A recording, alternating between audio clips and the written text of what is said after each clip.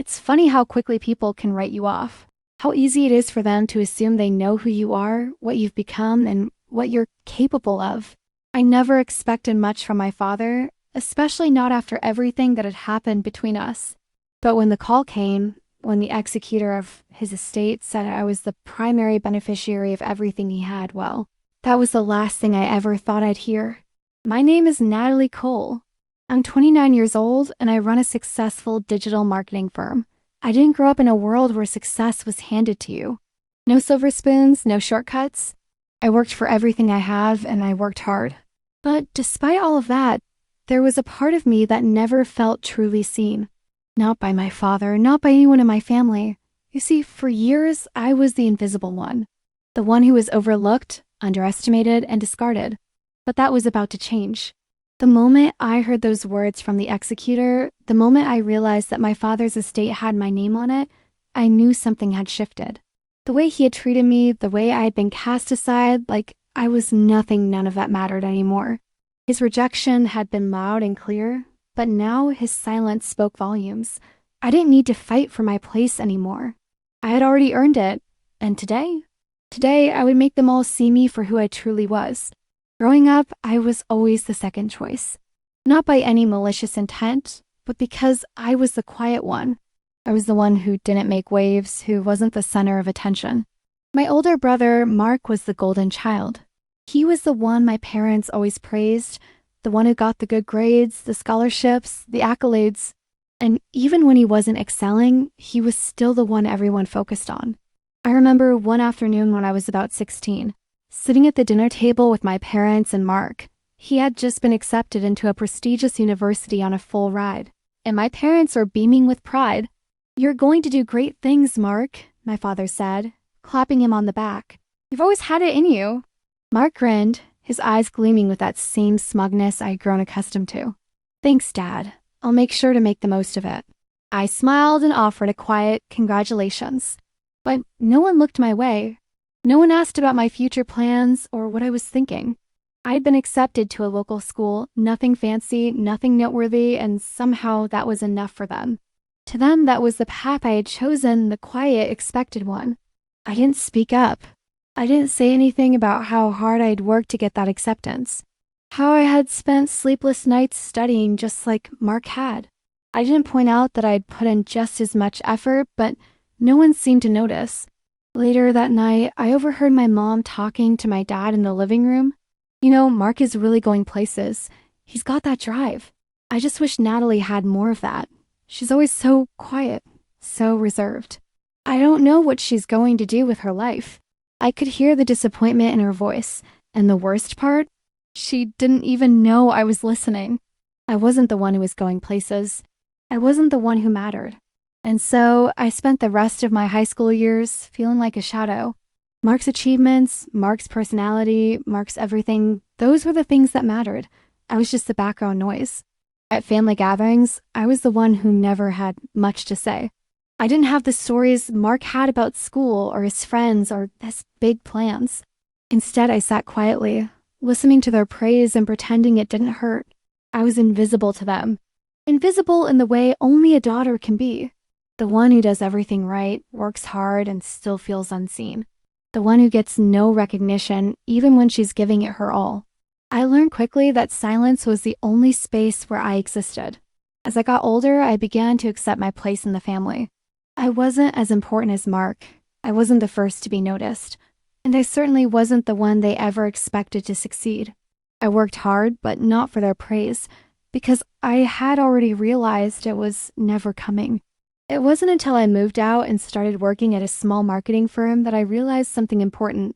Maybe my family couldn't see me, but I could see myself. And I could build something quietly, steadily, without needing them to recognize it. I left home when I was 22, ready to carve out my own space in the world. At first, it was a struggle. I didn't have the safety net that Mark had. I didn't have a family that was ready to pick me up every time I stumbled. It was just me, but I didn't need anyone's help. I learned early on that if I wanted to make a name for myself, I would have to do it on my own, without anyone else's approval. I took a job at a small marketing agency in the city. It wasn't glamorous, and It certainly wasn't what I had imagined for myself when I was younger. But I did it anyway. I worked late nights, took on more responsibility than anyone asked of me, and slowly I learned everything I could about the business. I didn't expect anyone to notice me. I didn't expect any praise. But after a couple of years, I was promoted to lead a team. And after that, my own clients started noticing. There was one pivotal moment when I realized I wasn't just a cog in the machine anymore. It was a late night at the office. The only lights on in the building were the ones I had left on as I worked through deadlines. My boss, Alex, walked into my office, looking tired but impressed. "You know, Natalie, you've really turned things around for this team. The clients are impressed with your work. I didn't think you had it in you." His words stung, but not in the way you might think. They were an acknowledgement of what I had built, but it was still wrapped in surprise. I wasn't the quiet one anymore. I was the one who was getting results. Still, I kept my head down. I didn't brag about my success. I didn't shout it from the rooftops. I simply continued to work harder than anyone else in the office. By the time I turned 25, I had built a client base of my own. A small, loyal group of businesses that trusted my vision and my ability to drive their brands forward.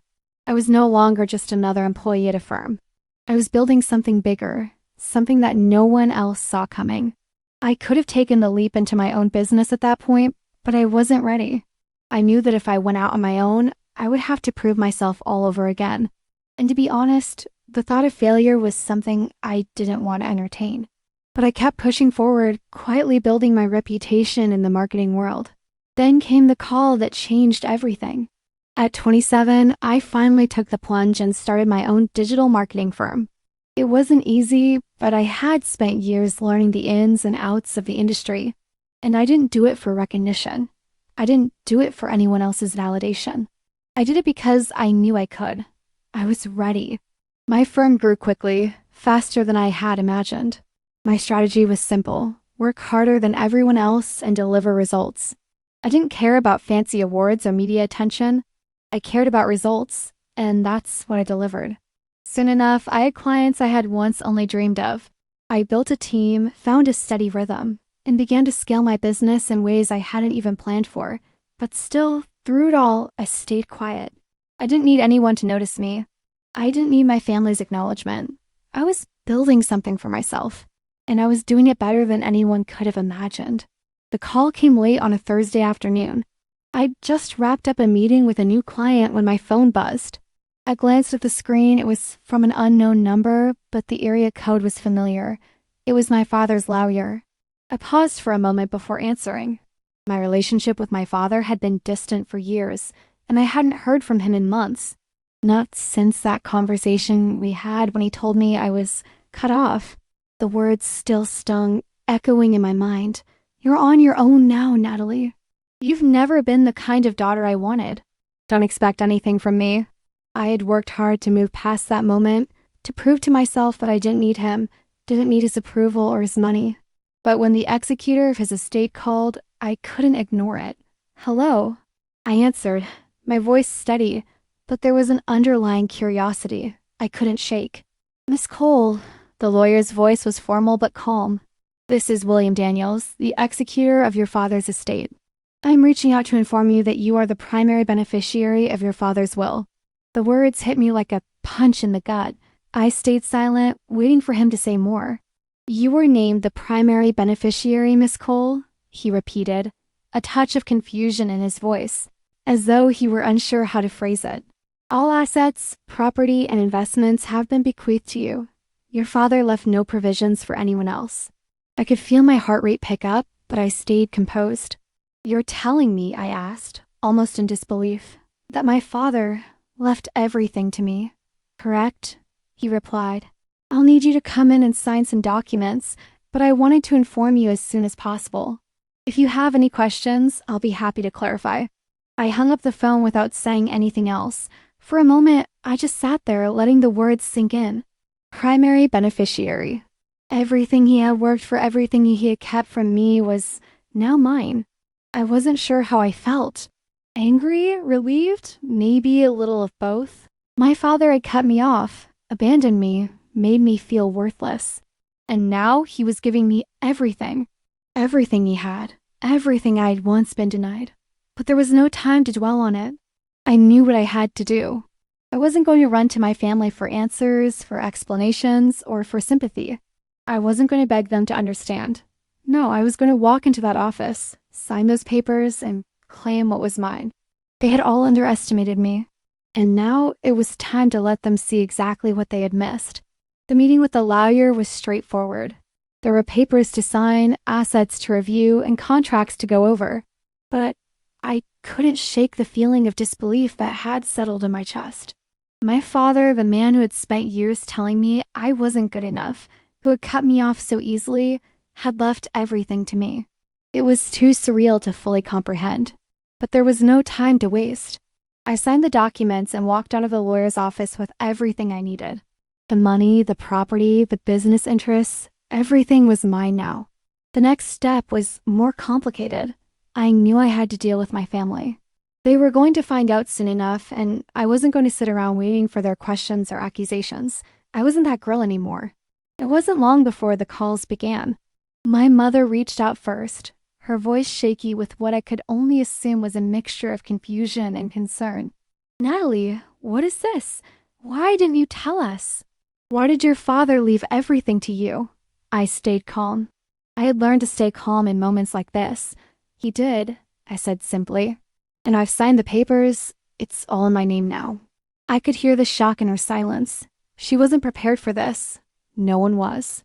"I just don't understand," she continued, her voice quivering now. "After everything that's happened, why would he leave you all of it? You didn't even speak to him for years." I let the silence linger. There was no answer I could give her that would make sense of it. There was no answer that would explain the years of rejection, the distance, or the coldness that had defined my relationship with my father. Finally, I spoke, my voice steady and firm. "I didn't ask for it, Mom. I didn't expect it. But now it's mine, and I'm not asking for anyone's approval." The phone call ended with no resolution. My mother didn't know how to process this, and I didn't expect her to. But I had made my decision. I had made my choice to accept what was mine, even if it came with a side of resentment and unanswered questions. The next call came from Jason, my older brother. He had always been the one who spoke on behalf of the family. He was the one who had taken my father's side when I was shut out.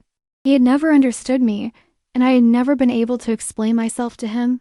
He had a way of thinking he knew better, of making everyone else feel small. "You have to be kidding me." Jason's voice was laced with disbelief. "You think you can just take everything? You think you can just show up and claim it all?" I didn't flinch. "I didn't ask for it, Jason. It's my father's decision, not mine, but it is what it is." "I don't understand," he spat, his voice rising in frustration. "After everything, all the years we spent, he just leaves it all to you, and you're okay with that?" "I didn't need his approval to succeed," I said calmly, my voice unwavering. "I never did, and I'm not going to apologize for what's mine." "You don't deserve this," Jason shot back, his anger clear. "None of us do. You think this will fix everything? You think this makes up for how you've been acting all these years?" I could feel the bitterness in his words, but I didn't take the bait. This wasn't about him. This wasn't about any of them. It was about me. "I'm not fixing anything, Jason," I replied quietly. "I'm simply taking what's mine. You don't have to like it. You just have to accept it." The call ended with no resolution, but I didn't need one. The confrontation, the accusations, it didn't matter. I wasn't here to explain myself to anyone. I wasn't here to win their approval.